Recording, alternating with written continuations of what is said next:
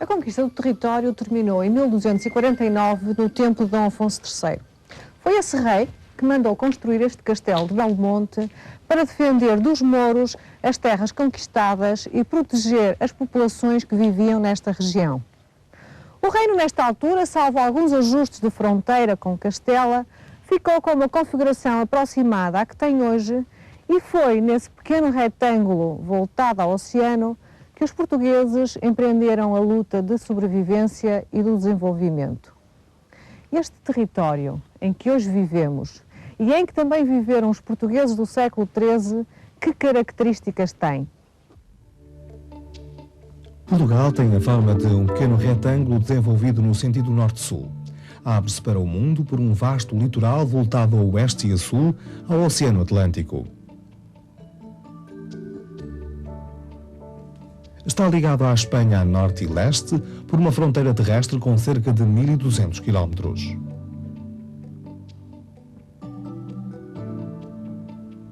O relevo do território português tem o mesmo aspecto maciço da Península Ibérica, com um predomínio de planaltos, muitos sistemas montanhosos comuns, os mesmos grandes rios e costas pouco recordadas.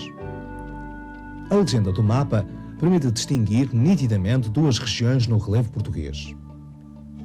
A do norte, que vai sensivelmente até ao Rio Tejo e que é uma área de altitudes elevadas, chegando alguns cimos a atingir mais de 1000 metros, onde predominam os planaltos extensos, elevados, rodeados por serras e cortados por vales estreitos e profundos.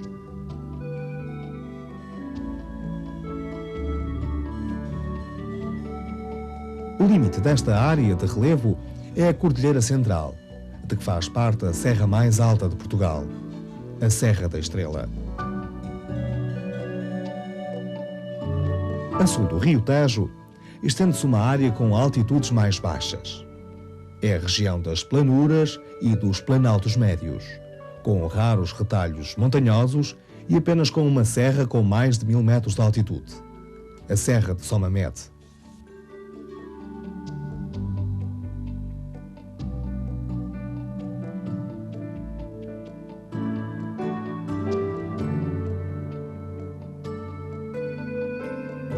As verdadeiras planícies, formadas por acumulação de materiais transportados pelos rios e pelo mar, encontram-se na faixa litoral ou na parte terminal de alguns rios, como o Voga, o Tejo e o Sado. Os contrastes característicos entre o norte e o sul do relevo português verificam-se também no clima e resultam dos ventos dominantes, da altitude e da proximidade do mar. Aqui, por exemplo, onde nos encontramos, numa região de grande altitude, com a existência de montanhas e afastada do mar, a temperatura é muito baixa, mais baixa do que nas regiões planas. E durante o inverno chega mesmo a nevar. Podemos dividir o nosso país em 3 áreas climáticas. O litoral norte, com chuvas abundantes e temperaturas suaves, tanto no inverno como no verão.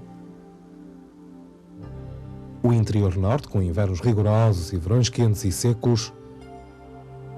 E o sul, com invernos suaves e verões com temperaturas muito elevadas.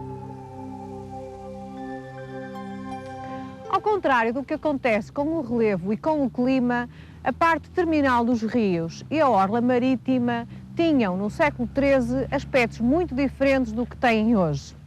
Muitos dos nossos rios eram navegáveis em áreas onde hoje não são e eram uma importante via de comunicação para pessoas e produtos.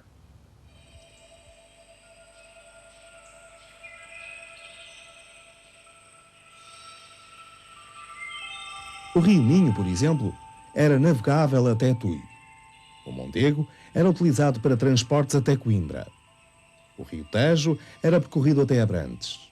O Sado até Alcácer do Sal e o Guadiana até Mértola. Os rios do Norte sempre tiveram características diferentes das do Sul, devido ao relevo.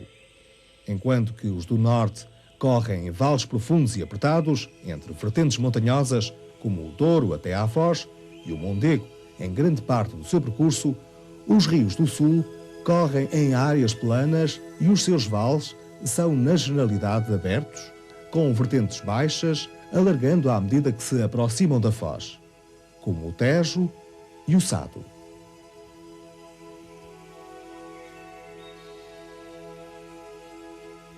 O assoreamento da foz dos rios, ao longo dos séculos, fez desaparecer irregularidades primitivas do nosso litoral, ocultando-as, construindo praias, ligando ilhas ao continente ou ainda formando cordões de areia em grande extensão ao longo da costa.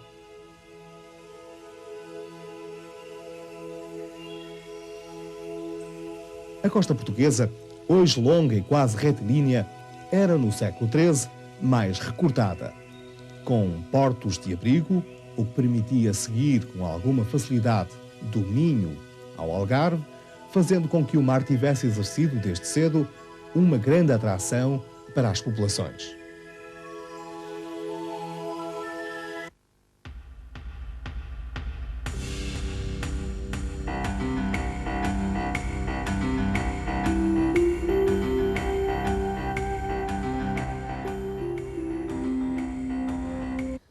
Ao observarmos a floresta portuguesa, podemos hoje facilmente imaginar a cobertura vegetal do nosso país no século XIII, já que as árvores, os arbustos e a vegetação rasteira não desapareceram por completo, apesar das alterações provocadas pela intervenção do homem.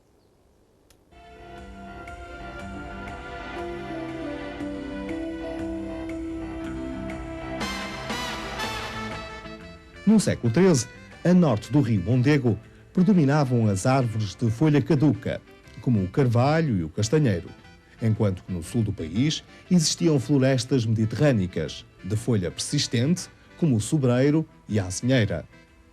Esta vegetação não desapareceu completamente e introduziram-se novas espécies como o pinheiro bravo ou marítimo, enquanto nos areais mais secos do sul se propagava a florestação com pinheiros mansos.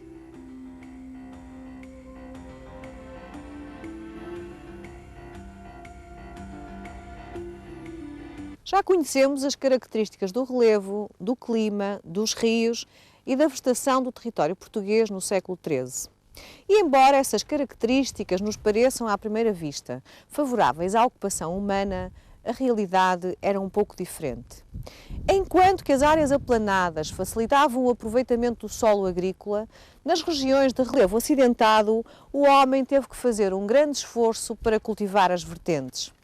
E se pensarmos que as técnicas que os homens conheciam nessa época eram bem menos avançadas do que são hoje, facilmente se entende que a agricultura era, naquele tempo, uma atividade muito dependente das condições naturais. E a bons anos agrícolas sucediam-se muitas vezes anos de crise. Apesar disso, esta era uma atividade que ocupava grande parte da população portuguesa no século XIII e desenvolveu-se à custa de inúmeros e variados esforços despendidos pelo homem medieval.